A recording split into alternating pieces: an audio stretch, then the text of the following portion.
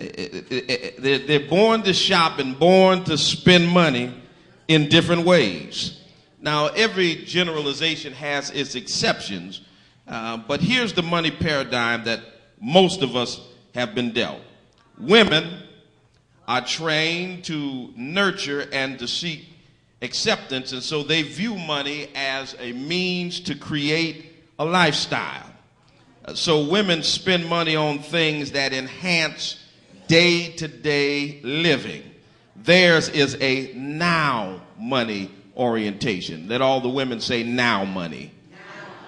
Now men are trained to fix and provide, and they view money as a means to capture and accumulate value. According to men, they don't spend, they invest. Men don't want something, right, men? We need something. Theirs is a future money orientation. Let all the men say future money. Now, Ruth Hayden, in a book entitled For Richer, Not Poorer, points out that women have been taught to invest in lifestyle and children, whereas men have been taught to invest in things that they believe will hold value, like a house or retirement. Even our approach to shopping differs greatly. At a mall, a woman will dive into the clothes rack, seeking an outfit that she likes, one that expresses her view of herself, something in style, something new, whereas a man will make a beeline to the first shirt that will work and will stand there with his bag in his hand, tapping his toes, wondering why it's taking this woman this long to make a decision. Brothers, are you in the house? Yeah.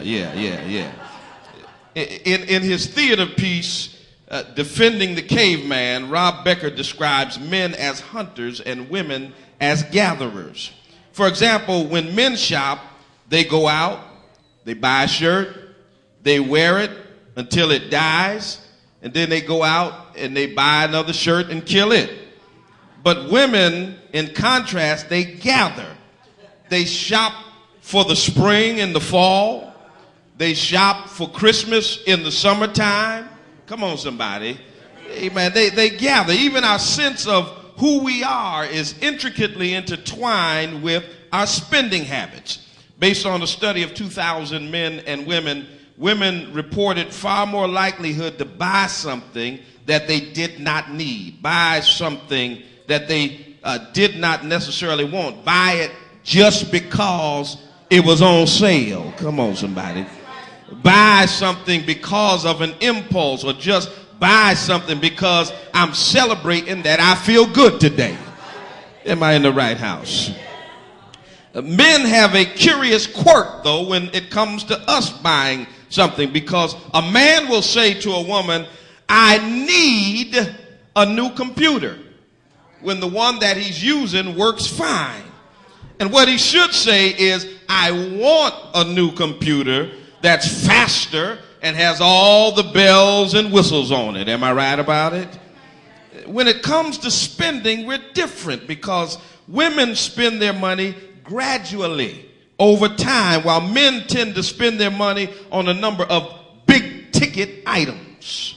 Women will go out with $500 and come back with all kinds of stuff. Men will come back with one big television or something. Am I right about it? When it comes to debt, we're different, because women have a tendency to look more closely at the current level of debt, at the bills that are right in front of us, while men generally find themselves looking toward the future in terms of financial matters. Men and women are different. And see, brothers and sisters, it's a challenge for men and women to get along when everything is going well.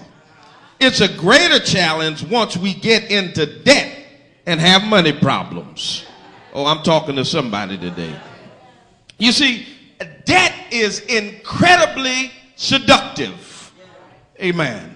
It's incredibly seductive. That's how merchants and marketers sell it to us. They sell us not the slavery of debt, but they sell us the seduction of debt. not the bondage of debt, but the benefit of debt. They say to us in one way or another, you can afford this. In fact, you owe it to yourself. You deserve this. J.G. Wentworth tells y'all, it's my money and I need it. Am I right about it? They tell you to buy now, pay later, or better yet, don't pay at all. You can have what you want, when you want it, how you want it, because you need it, and you can't afford to live without it. And if you don't have it, it means you haven't made it yet. But when you get it, you'll absolutely love it, and others will love, admire, respect, and even envy you because you have it. So why not get it now? That's the seduction. So we buy things we don't need, can't fit, won't wear, don't use, can't afford with money we haven't seen, haven't made, don't have, to impress people we don't like, can't stand, barely know, never speak to, who really don't care. Somebody ought to give me a hand. It is the seduction of debt that sells us. We've been taught to believe that debt is an indispensable ingredient in our lives. It's something that has to be with us, that's going to be with us all the time. And fueling those thoughts is the reality that we live in a nation addicted to debt and anchored in instant gratification, where we are sold the illusion that we can have whatever we want, whenever we want it, that we need, withhold nothing, delay nothing, wait for nothing, and in so many cases, work for nothing.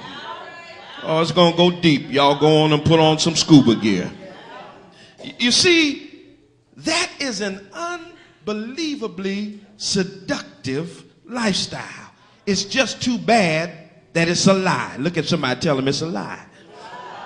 You see, I wonder if there's anybody here who has lived long enough to know that the things that are promised to you in ads on television are usually not the things that show up at your address. Okay, I'm looking for a few honest people in here willing to admit that you saw something on TV and you bought it, but when you got it home, it didn't do what they told you it would do. Am I right about it? You bought car waxes, bed regulators, grass aerators, thigh masters, buns of steel, ab flex, Bowflex, the glide, the slide. Take the hair away, put the hair on, color the hair, twist the hair. You bought George Foreman's grill, Tony Little's glider, Vanessa Williams' acne creams, Ronco's set it and forget it rotisserie, Billy Blake's Thai bow, and Cheryl Lee Rouse skin salon, good collection. You brought into a television commercials ad of what you would get, and you know what I'm talking about.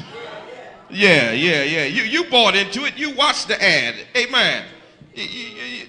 Does this sound familiar to anybody?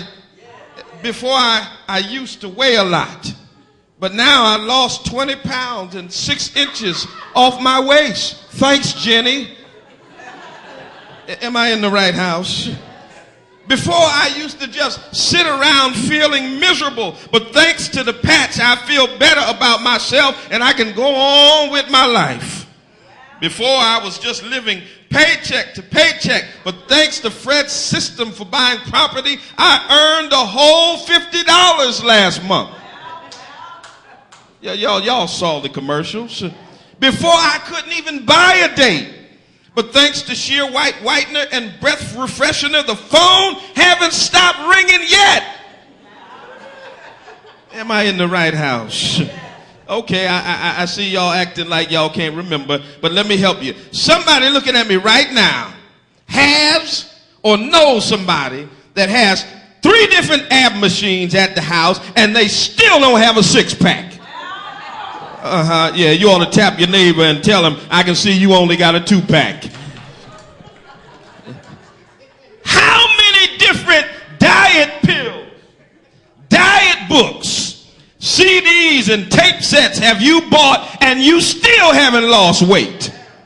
Oh, it got quiet right there. How many outfits, how many cars, how many hairstyles have you bought and still can't get a